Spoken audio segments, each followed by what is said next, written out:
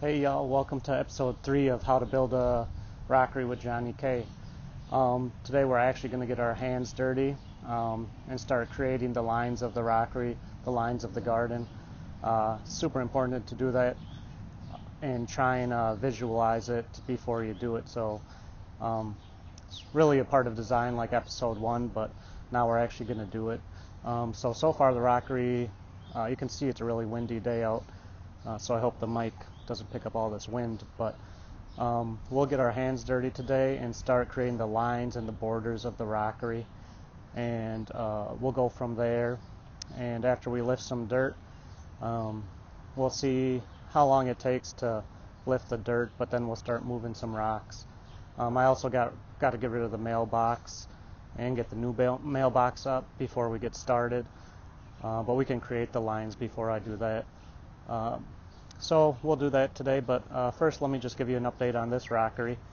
I'll just show you what's blooming, what's done blooming, and now is the time of season, it's kind of early mid-June, where I'm going to start deadheading some things like dianthus and other things that will repeat bloom if you deadhead them.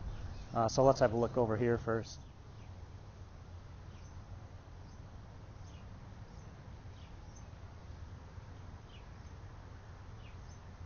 Alright, as you can see, a lot of the salvias and dianthus are done blooming, so there's a lot of just pure foliage color.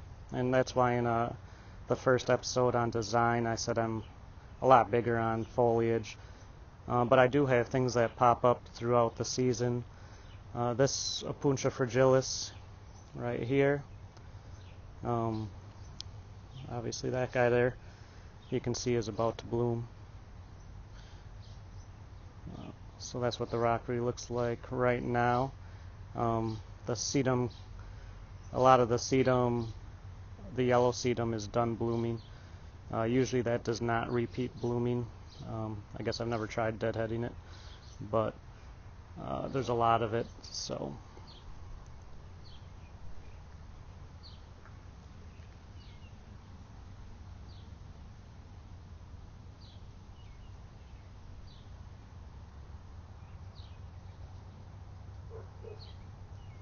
alright, we actually got a tiny bit of rain recently, otherwise we haven't had much rain.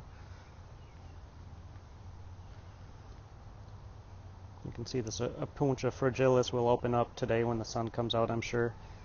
It's got a nice pale yellow flower with a red center, and you can see right behind it, back guy there, is one of my favorite dianthus. It looks like grass, but all those seed heads need to be deadheaded if I want it to rebloom with a lot of flowers.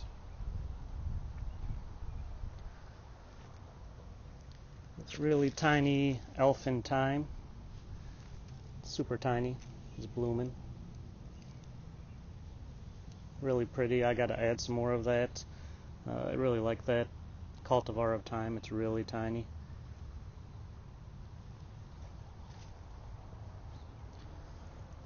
You can see the salvias here, done blooming.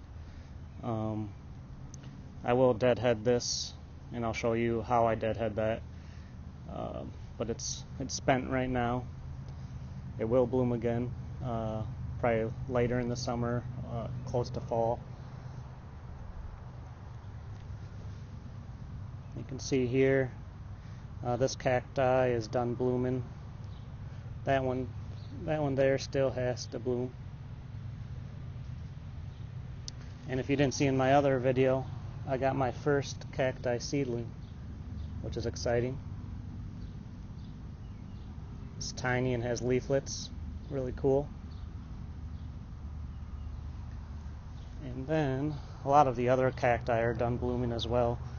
You can see this Opuntia facantha had a ton of beautiful large fuchsia blooms.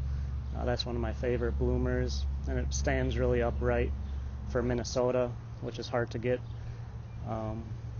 This Escobaria is done blooming. That Escobaria missouriensis is done blooming. and these Echinocereus are done blooming.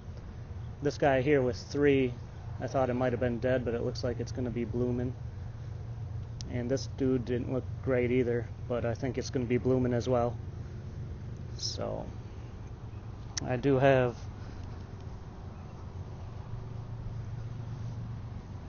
this cactus is pretty cool here. I want to say it's a Puntia rudolens, maybe. I'll have to try and look it up. I got to get those chives out of there. They're really hard to weed because once you pull them, the leaves just break off, and I should have never let it go to seed, but yeah, it happens. But this one has nice fuchsia blooms too, but they really only last like a half a day. It's a pretty cool cactus, very spready. I'm definitely gonna use it on the new side of the rockery that I'm showing the build on. So pretty cool. Still some dianthus blooming over there, but they're pretty much done too. Roses are blooming. This is a new cultivar, petite or something like that. It's a really pretty mini rose. So that's what's happening. So actually, let's just get started on making the lines. On this side of the rockery, you can see the lines were already made for me, right? I mean, I filled up this entire big square, so there wasn't much I could do about creating lines besides creating the hardscape. But this new side, I'll be creating the lines for the new rockery. So let's go over there, I'll show you. Alright, usually when creating lines, I just visualize myself because I'm pretty good at design and pretty good at visualizing. But a good trick, if you're not, is using a garden hose to kind of create those lines. Then you can follow it with a shovel, and then create those lines and adjust it as you go.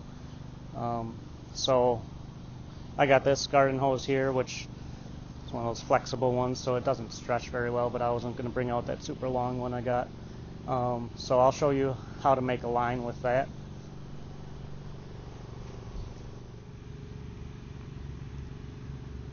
So you can see here, even though it's a straight line, I have some boulders pretty close to the sidewalk and some plants that go over the straight line to kind of break up that line. That's a really good technique to use. So I want to carry everything over to this side. So this is kind of what I was thinking for a line. Obviously that hose isn't straight, so the curve doesn't look nice, but essentially I want to do curve starting here, up, and then right behind this arbor. So that's kind of the line I'm thinking of going with. It's not straight and will look a lot better, but you still want to keep the line at an angle where you can still mow the grass pretty easily. What's left of grass is pretty much all dry because we didn't get no rain. But so that's what I plan to do, is kind of do a line like that. I think it will look really good. So let's create that line. Alright, so creating that line is pretty straightforward. You're going to follow your hose here and then just make a line in the dirt. Just push down with your spade and kind of lift so you can see it. Okay.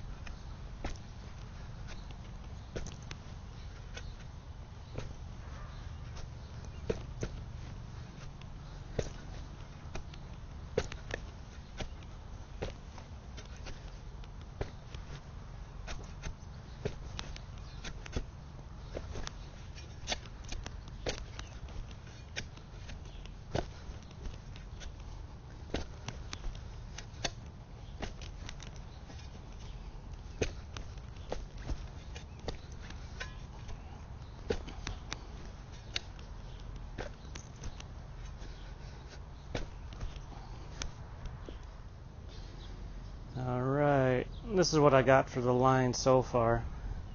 You can see, I mean, that only took maybe 5 to 10 minutes, and then went over it again and again to try and lift up that sod, lift up the soil here. Oh, there's a ton of ants here. I went through an ant mound, but you can see how deep that is, deeper than my finger. All right, this is super important to make it deep around the edges, and this is also a big reason why these flat spades I really like, because when you're making a line like this, if you have a super curved spade, you're not going to be able to make as nice of a line. So looking pretty good so far, but next is a very important aspect of making your line, and for both the edge that is against the sidewalk and for this line. Sorry, something chasing my baby racing pigeons, so just took a break. But I was talking about digging deep around the boundaries, okay? So that's super important in design, because that's where the most weeds are going to grow. You can see here in the corner there's a lot of weeds, but this area here I dug really far down all along the front, because if you think about it, that's where all the seeds go. They wash down from the rockery, and then when you're cutting grass or even from across the street, all these seeds are blowing to this one spot. So it's really important around the borders to try and get at least like 4 inches of mulch there. Otherwise you're going to be battling weeds the whole time. Sorry for the interruptions, but there's a Cooper hawk that keeps trying to get my baby birds. These are all birds born this year, 2023, and he keeps chasing them. Must be young Coopers because he didn't get any yet, but that's why I keep stopping this video. Sorry. Okay, like I was saying, I'm going to be lifting this top, the bottom or the borders, the border areas. I'm going to be lifting as much soil as I can, maybe 5-6 inches, because that's the most important place to have a huge layer of mulch. So I'll show you how to do that right now. Normally I'd lift it and turn the grass upside down where I want to start a pile, which is going to be up by that mailbox. But since I don't have that mailbox out yet, I'm going to just be putting it in a bucket. But I'll just show you how I do that with the spade. So.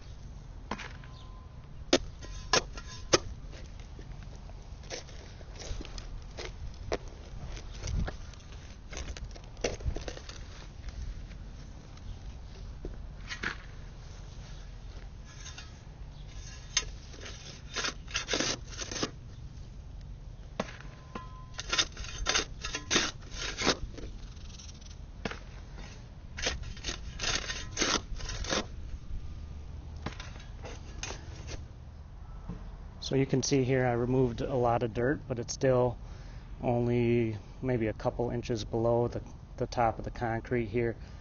So I'm going to make that deeper and continue to dig out the line, which includes this line going all the way up. We want that one really deep as well, not only to prevent seeds around the edge. It makes it easy. It makes it easier to cut the grass on this side too, but also what it does is it catches water.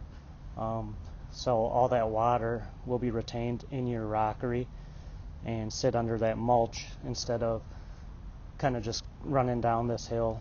And this bottom one at the bottom of the little hill is most important to catch water. And again, that's why seeds grow there too. It's because seeds are washing down There's a lot of water there, so you want to have the deepest layer of mulch down here.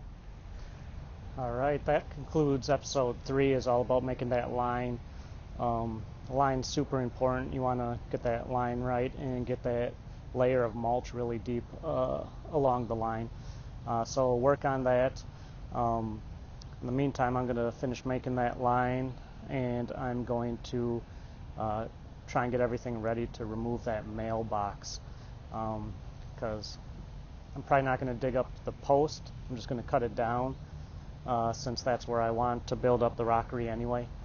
But then I got to get my new mailbox installed, and then I got to get my new address or some letters for the house.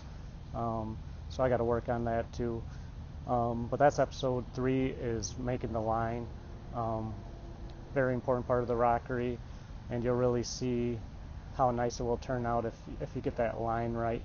It kind of plays into the natural landscape more if you got those curves, and it's pretty cool too if you got straight lines and plants coming over them, kind of hiding those straight lines, because we're in the city, but then all of a sudden, it looks like a mountainside or something like that. So thank you for watching episode 3, and if you're still following along, I appreciate it. Please subscribe to my channel, really appreciate that, so I can make some more videos. All right, thanks guys, peace.